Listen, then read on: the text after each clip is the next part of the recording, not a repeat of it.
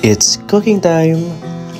Bumili nga pala ako ng lobster dun sa kabilang street at umpisahan ko ng linisin. Walaan mo kung paano ko to lulutuin. Nga pala nagluto ako nito. Siguro tatlong flavor. Isang salt and pepper. Pangalawa is garlic butter. And isang with soup. Tara, samahan nyo ako. Bali, nung binili ko to, pinahati ko na sa gitna para hindi na ako mahihirapan. Then, pinutol ko na yung mga maliliit na sungay niya o yung mga parang maliliit na kamay. Then, tinanggal ko na yung malaking kamay niya or yung panipit dahil yun yung gagamitin ko para sa soup. Then, yung isang part para sa garlic, yung isang part para sa plain white.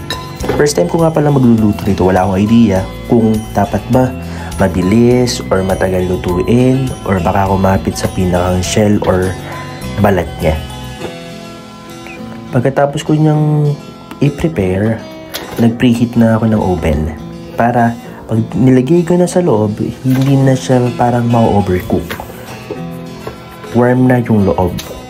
Yung antok ka pa pero kailangan mo nang mag-edit. Shoutout nga pala kay Boss Keyus or sa Keyus Vladimir Gutierrez ng Morong Rizal. Baka may pwede kayong i-request na lutuin natin. Subukan natin pag kaya. Comment lang.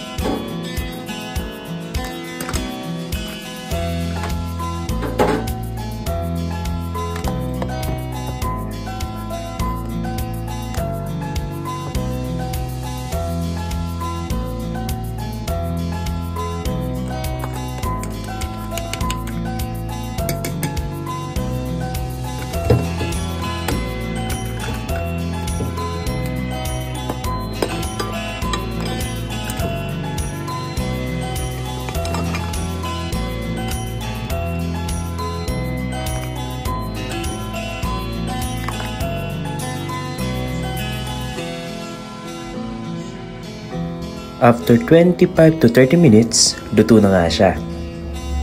Bali, kung gusto mo ng ibang flavor, pwede mo siyang itry. Pero mas maganda siguro kung salt and pepper or garlic butter. Then, kung gusto mo naman hindi medyo dry, lagyan mo ng olive oil or lemon. Dahil nasa bahay lang, no need for garnish. Tara, kain na tayo.